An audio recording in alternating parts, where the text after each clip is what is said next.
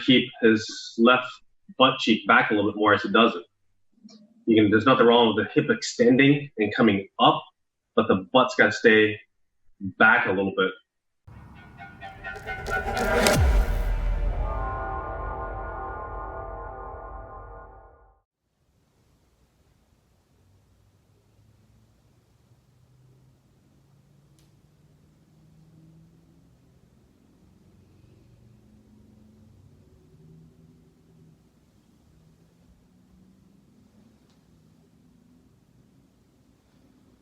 So, how's it going, guys?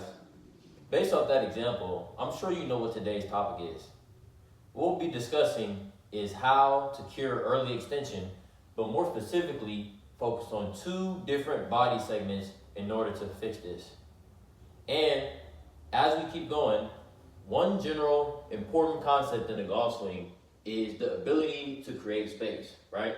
So, the reason why it's important for us to create space is in order for the club to have the room to have the proper delivery into the golf ball. So let's dive in deep into this and then get your early extension cured. So to start off, let's define what early extension is. And what we'll do is we'll break it down into 2 pieces. First, we're going to break down what extension means. And so in order to find out, what I'm going to do is have a body demonstration.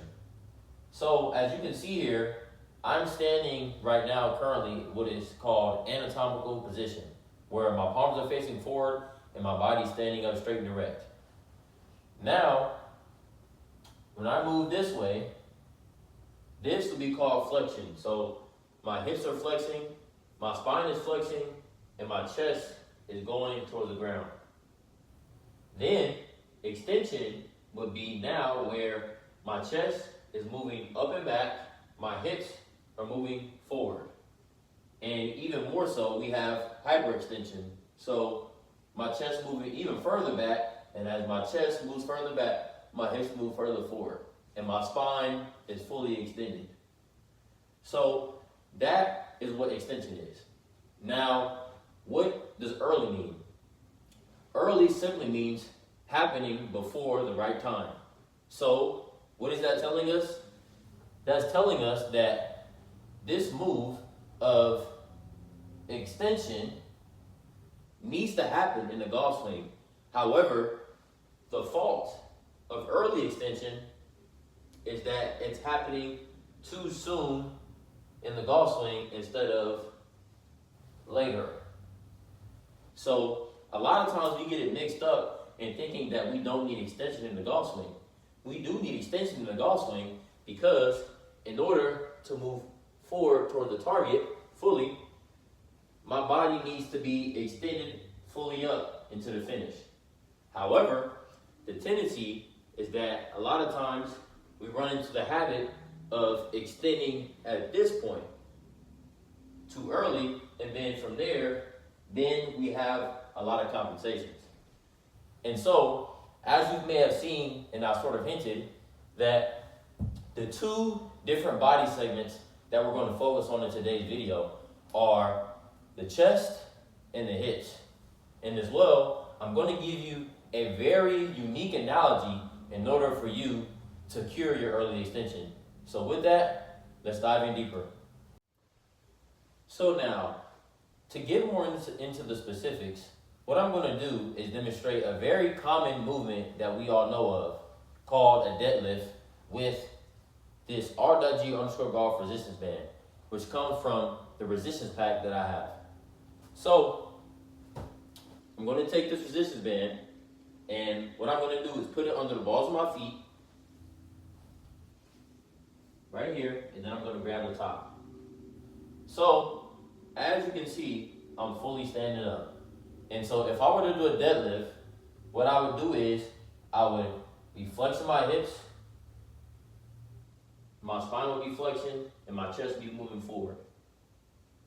Now, when I move back up, I'll be moving into extension, where now my hips are moving towards the ball, they're extending, and my chest is moving up and back. So again, flexion, I'll be moving down where my hips are moving back, my chest is moving forward. And now, when I extend up, my hips are moving forward towards the ball, and my chest is moving up and back. The reason why I demonstrated this movement is because this is literally the movement that we want in the golf swing, but in a rotational fashion because the golf swing is a circle. However, so just like the R.G golf resistance band, if I were to take my backswing, my first move would be to start the first part of a deadlift. So hips moving back, chest moving forward. Then from here, as I keep rotating, now I get into the phase where my hips start moving forward and extending as my chest moves up and back. So I'll demonstrate this from face on. Same thing here. So if I were to go into my downswing, the first move would be for me to hinge my hips and move them back and flex them like a deadlift. And then once I get to about halfway down here in the downswing, now this is the point where I'll start extending. So my hips start moving towards the ball and they start moving up. And then my chest starts moving up and back and my spine is extended in the finish. So the two key movements that we see with this deadlift using this resistance band is the chest and hips flexing and extending. Those are the two simple movements that we need within the golf swing and to be used at the right time. So next, what I'm going to do is give you this unique analogy to help you remember the best way to cure your early extension. Good. Yep. So, how's it going, guys? In that last clip, that was one of my students using the R.G_golf resistance band in order to warm up before a lesson. And so, if you've worked with me ever before having a lesson, you know that before doing the lesson, we warm up our bodies with a dynamic resistance band warm up. So, what I have for you guys today is two things. First, I've broken down completely this dynamic warm-up that I do for all my students in a 30-page ebook, including videos, pictures, and descriptions.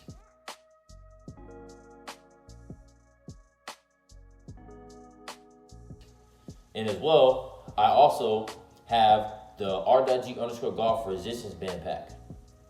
And the reason why I came up with this is because a lot of times when it comes to golfers, for how long I've been playing golf, one, I found that they don't prepare their bodies well before a round. So that includes just going to the driving range to hit golf balls in order to warm up. And a lot of times they still got to hit a mulligan on the first tee.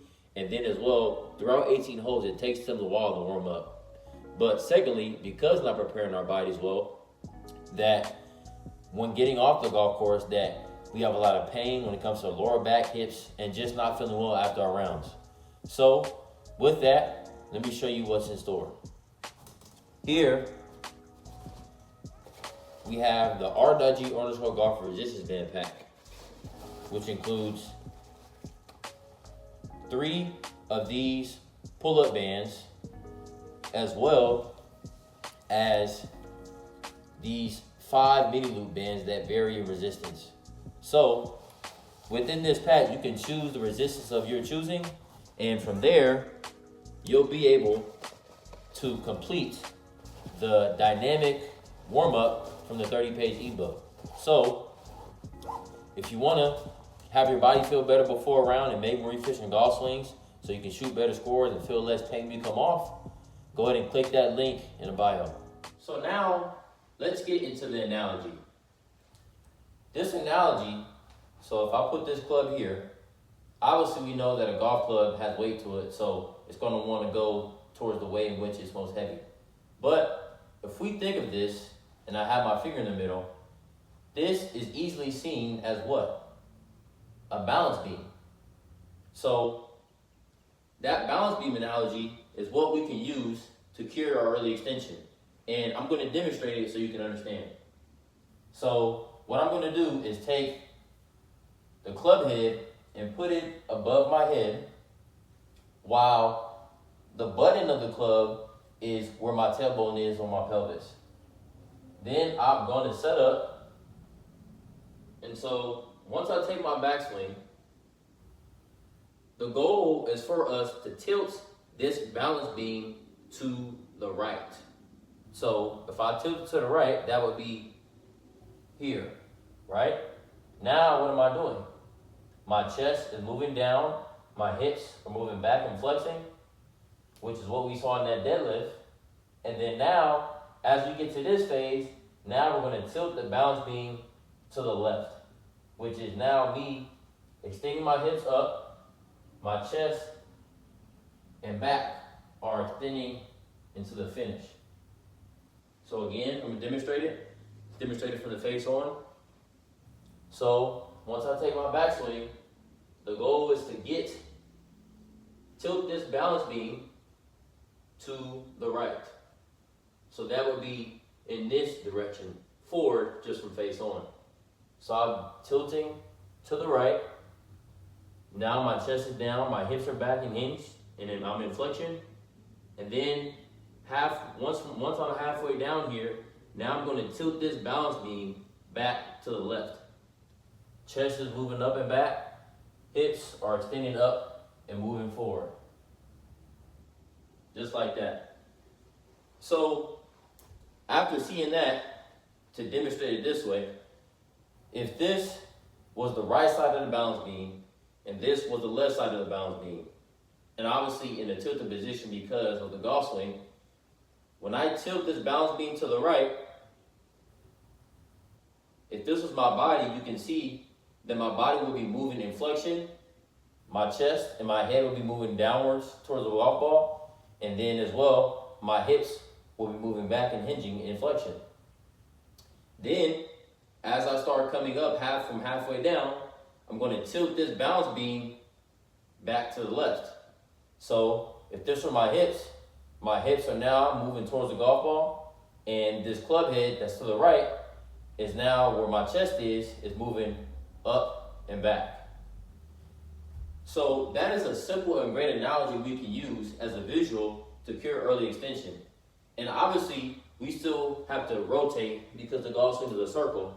But if we see as my head being the right side of the balance beam, and my tailbone and where my pelvis is being the left side of the balance beam, and I tilt to the right as I come down, and tilt to the left as I come back up, that is a simple analogy that you can use in order to cure your early extension. So with that, I hope that analogy suits you well, and let me know if you have any questions down in the comments. See you guys in the next video.